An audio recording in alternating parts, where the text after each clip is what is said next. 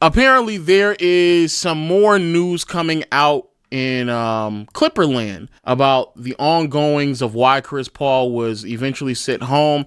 And I'm gonna be honest with you, it doesn't get any better whatsoever. Shout out to Daniel Lee over at YouTube, amazing content creator. He puts some really good content. He highlighted for us a few segments in a game in which Chris Paul was, a bit critical of the effort that was given from Kawhi Leonard defensively. And there's also other reports claiming that this was a part of the reason why Chris Paul was departed from the organization, because they got tired of his lawyering in the locker room. So shout out to Daniel Lee. Actually a really, really good content creator. But let's see what he got to say. Against the Cavaliers, Chris Paul was not happy with Kawhi's lack of urgency on defense. As reported by Shams on Wednesday, Paul was sent home by the Clippers because his leadership style clashed with the team. He had been vocal in holding management, coaches, and players accountable, which the team felt became disruptive. And this game might show what the fuss is all about. In the fourth quarter, the Clippers were down 13 and needed a spark. But with rookie Kobe Sanders matched up on Donovan Mitchell, Mitchell runs a pick and roll with Mobley, and he's able to throw it up to him. Then after a miss, Mitchell has Sanders on him again, and is easily able to step into the step back three to push the lead up to 18, leading to a Clippers timeout. Right out of the timeout, Paul decided to take the challenge of guarding Mitchell. Now this of course is weird, considering that Paul is too slow, especially when you have better defenders like Kawhi Leonard or Nicholas Batum on the floor. But it was a chance to try and take things into his own hands, and he does a good job fighting over this ball screen, which forces someone else to then try and make a play. Next possession. I'm going to be honest with you. If we get breakdown of Chris Paul being the best point of attack defender on this roster, we going to have some real fucking problems, dog. If we get breakdown of Chris Paul giving more effort defensively than anybody else, I'm going to be honest with you, we're going to have some real problems, dog. He does a good job holding his ground initially, but Paul tries to swipe at Mobley, and he's too slow to recover to Mitchell, who drives and throws it up to Mobley again. Now, despite that defensive mishap, Paul had been a spark on the offensive end, and this one's a classic, faking the dribble handoff to Kawhi, and then driving to the rim to cut the lead to 14. Wow. And here's where the fun begins. With everyone getting back on defense, Garland then tells Nance, "That's Chris Paul's." The reason is, Garland wants the ball to keep rolling as a stall tactic. Knows how the game clock continues to move, but the shot clock is still at 24 seconds. Now, Chris Paul noticed that, and you can hear him say, 389. But Kawhi Leonard just lets Garland roll it all the way up to the front court, and by the time he picks it up, the Cavs were able to trim down 16 seconds of game time. It also doesn't help that as Garland drives into the paint, he's able to kick it out to Jalen Tyson for 3 to make it a 17-point game. So from start to finish, the Cavs were able to waste over 30 seconds of game clock and that was Kawhi's man that he left open. Also get a bucket to extend that lead. On the next possession, after Zoo makes the free throw, Kawhi starts trotting back again until someone tells him to get up. Now the only reason he's lucky here is that after a dead ball like a free throw, the clock doesn't start until Garland actually touches it. So even though there's still a decent amount of space to let it roll, he just picks it up when he realizes the clock won't move. But then just 30 seconds later, after Kawhi knocks down the 3, every Clipper runs back again, so Garland just lets the ball roll again. Kawhi is slow to get up again, and as the camera pans back to the game view, Chris Paul ran all the way to the backcourt to make sure Garland picked it up, and Kawhi's not even in this shot. Nah, I'm sorry. I'm sorry. There's no way that y'all are complaining about this man when he's the only. Chris Paul literally has 1 foot out of the league, and you're telling me he cares more on a per possession basis when he's on the floor more than Kawhi Leonard? He's able to give more effort defensively than Kawhi Leonard. He's able to go out there and try harder than Kawhi Leonard. And this is what y'all were upset about? Was eventually way behind the play. So once it got to a dead ball, Chris Paul finally goes up to Kawhi and is like, "Hey man, you got to get up, dude. The Cavs are wasting way too much time." And on the next possession, after Zubac makes his free throw to push it down to 11, Kawhi finally gets up to Garland so that they can't waste any clock. Then just yesterday, Chris Haynes reported that Chris Paul had made a suggestion about switching Kawhi off of Klay Thompson in a game against the Mavericks. On this one, Klay comes off the screen, and Kawhi had a lot of trouble navigating that screen. So Paul asked Kawhi in the huddle if he preferred to switch off of him. And apparently, Jeff Van Gundy did not like that Paul had even made that suggestion. This is a microcosm of what's been going on in LA.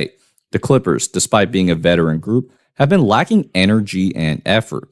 Kawhi Leonard. Bro, I ain't gonna lie. This is pitiful to watch. This is pitiful to watch. You're telling there's like clips of Chris Paul looking at Kawhi like, bro, what the fuck? Despite being a veteran group, have been lacking energy. Look at Chris Paul looking at him like, bro, what the fuck are you doing, dog? And what's even worse, you know what's so funny about like this NBA space? Defenders a lot of times live off of reputation. Like once you get labeled a defender, you're basically going to be viewed as a defender to the end of your time in the league, right? The effort that Kawhi provides, it's been slowly deteriorating over the years. Anyone who's watched him knows this. So when people give like Kawhi this gas of being this two-way player, y'all are not watching him because he does not play defense to the same degree that he used to for him to receive the label of a two-way player. He doesn't. So even in the hypothetical of like, well, when Kawhi's healthy, he's not the same player. He's an amazing scorer, but there's a lot of other amazing scorers who are also just as good, if not better defensively, who are substantially better passing and playmakers. Like Kawhi just isn't that player. This is, in all honesty, part of the reason why the Clippers as an organization is so fascinating, because there isn't anybody on that team that will ever hold Kawhi Leonard responsible if Kawhi Leonard is supposed to be the quote unquote leader of the team. And so if you're telling me from a leadership standpoint that Chris Paul is willing to give more effort defensively than you are when you're not playing games, you're on a minute restriction, you're getting paid more than everybody else on that team, and everything started with you. They first made all the decisions to build around you, and here we are now where Chris Paul, with a foot out of the league, is showing more responsibility, care, and effort defensively than you are. You should be ashamed of yourself. But again, I'm going to be honest with you. It doesn't really surprise me. The fact of the matter is that these are the shenanigans that continue to happen. And then you have Clipper fans running around, or Kawhi fans who are holding on to 2019 and acting as if like that nigga is ever going to reappear again. Y'all acting as if like 2019 Kawhi is ever going to come back. He's not. He's old. But he's there to get checks, cash it, and move on. And then for Van Gundy to come up and tell Chris Paul, you're not allowed to do that. Why? Are y'all all afraid of Kawhi? Are y'all all got your tails tucked between your legs? Crazy. This is crazy. And effort. Kawhi Leonard has not been the most engaged with the simple things, but it's not just him either. In that game against Miami before Paul got canned, the Clippers had a lot of trouble grabbing defensive rebounds. On this one, after the Heat take a three, the ball's batted around and Harden's right there to grab it, but he's too slow to the ball. And then just 2 minutes later, as Fontecchio's taking the three, Harden's just standing there and Bam snatches the ball over him.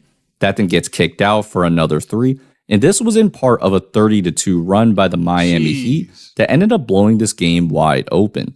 So, we don't know what Paul may have said behind the scenes that may have triggered his sudden departure, but what we do know is that the Clippers are not engaged throughout the whole game, which is why they're 6-16 to start the year, with no light at the end of the tunnel. Shout out to Daniel Lee, amazing content creator, really keen on highlighting certain aspects. That video is doing crazy numbers too, 500,000 views. Shout out to Daniel Lee for what he does. If y'all want to continue to support Daniel Lee and the content he produces, he does a really good job at eyeing a lot of things. I saw the D'Lo one. I saw the Bronny mistake one as well. I'm a fan of Daniel Lee, but overall though, pretty disturbing things out in Clipperland from an organization that for whatever reason seems as if like they just don't want to hold certain people accountable. And it's crazy that it's the ones that are getting paid the most money. It's even more damning that I see a lot of people who are trying to like be anti Chris Paul,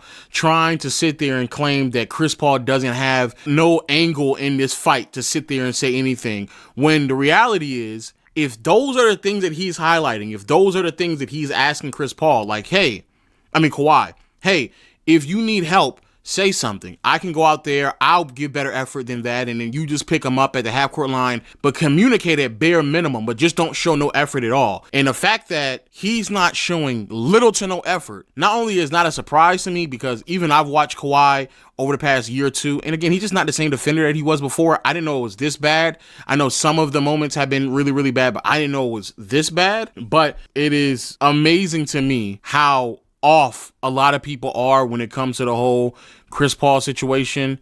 But showing these examples, it's even crazier. And how y'all are claiming that someone may be barking at people in the locker room after this abysmal start effectively just makes y'all uncomfortable, and you all don't want to deal with it. It's really, really, really crazy that has come full circle, that we're now getting irrefutable evidence of what Chris Paul is pointing out to, how he's highlighting certain things, and how they just don't want to be held accountable out in LA. They just want to show up, get their paycheck, move on, and if Ballmer want to give them an extension, sure, why not? I'll take the extension. I'll take the extension. And quite frankly, here's the other thing.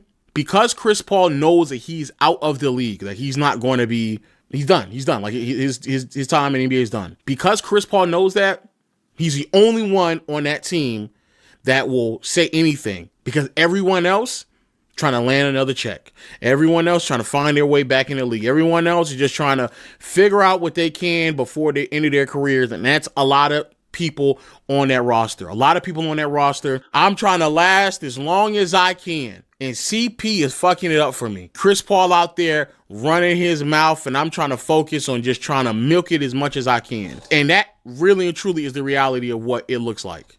Pause. Okay.